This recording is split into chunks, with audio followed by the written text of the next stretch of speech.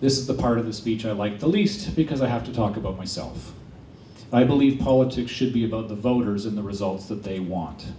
The leader must simply hear the will of the people, align to it, and serve to the best of his or her ability to achieve that will. Michael Ignatieff wrote that the politician will not always know on entering politics what his constituency will ask for. I became a candidate because I was inspired by numerous examples of strong politicians and I felt ready to pitch in. I was interviewed for the newspaper in 2011 and I cited Richmond Hill's multicultural diversity as the best thing about living in Richmond Hill. That is a matter of public record. I am not now, nor have I ever been, a one-issue candidate. I'm a proud father and I try to be a decent husband. Being a good father is, as Justin recently said, my driving force. To quote him, "Am I building a better country for my kids? That's the only thing that justifies me being away from them as much as I am. It's about doing everything I can to make sure they are growing up in a better world." Although I quote Justin, I have said this myself numerous times. I had a strong academic record. I maintained a scholarship throughout my undergraduate studies and graduated with honors.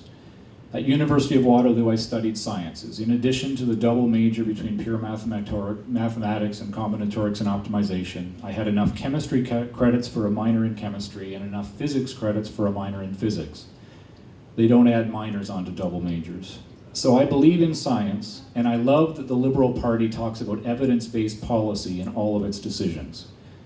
In business, I moved up quickly. I was a manager at the age of 22 and first reported to the president of an $80 million corporate division at 24.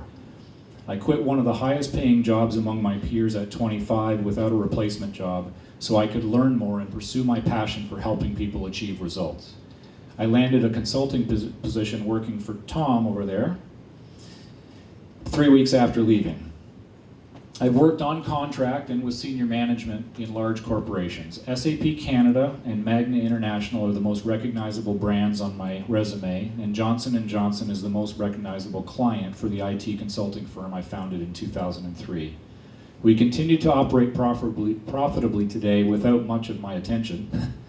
And Tom and Arpi over there are both people that I worked for during my career, and now they hold senior leadership positions with Answers for Business.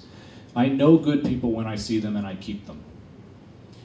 Answers for Business has provided work for over 100 separate contractors over its 11 years of operations. I haven't done Tim Hudak's job math on that yet, but it's a lot of jobs. And we make opportunities for all qualified people. I remember helping Tommy Dew secure his first Canadian contract when his English was new. He was so obviously brilliant that the time I spent with him over coffee was inspiring. He now runs the company that Joyce works for. I taught Joyce SAP, and she earned her certification from that course at Seneca College before going to work for Tommy.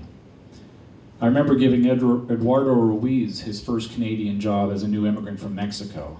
He left Mexico because the police there decided he hadn't paid enough tax and he should pay it directly to them within 24 hours. He paid it and then made his plans to leave. And Andrew Zhu, I was told he did not have adequate communication skills, which can be too often an euphemism for he hasn't been here long enough and he's not one of us yet, really. I met with him anyway and saw that he was committed and hardworking, so I gave him his start.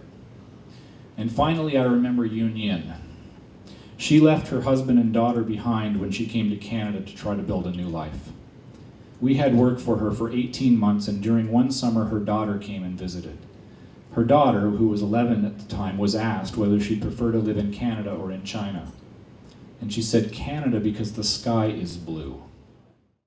This is the Canada we love.